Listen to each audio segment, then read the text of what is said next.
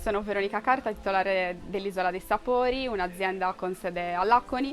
Ci occupiamo della filiera produttiva del tartufo sardo, è una filiera completa, iniziamo quindi dalla raccolta del tartufo alla commercializzazione di quest'ultimo. La raccolta avviene principalmente nelle zone del Sarcidano, quindi nel territorio del Sarcidano, ma ci spostiamo anche in diverse altre zone della Sardegna, in base anche ai microclimi della regione. Ci occupiamo quindi della raccolta, della trasformazione e della vendita del prodotto, sia a livello regionale ma anche nazionale e internazionale.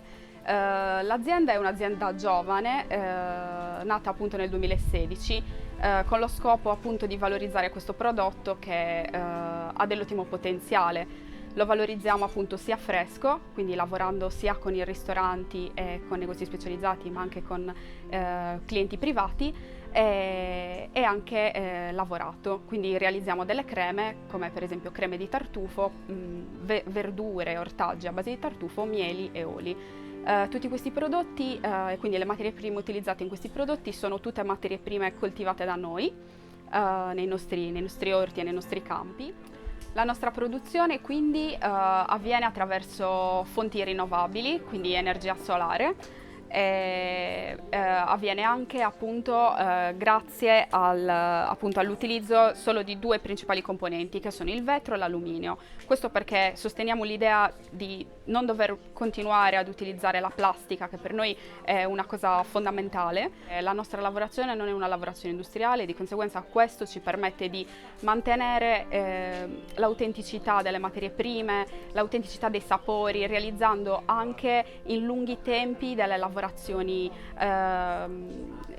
piccole lavorazioni, quindi non grosse quantità, ma con grandi qualità. Di conseguenza per noi questo rappresenta un valore. Il tempo, le stagioni sono importanti, sia appunto per la raccolta ma anche per la lavorazione. Allora, il progetto Tartufo Sardo per l'azienda L'Isola dei Sapori rappresenta un vero e proprio trampolino di lancio, sia da un punto di vista commerciale, ma specialmente da un punto di vista produttivo.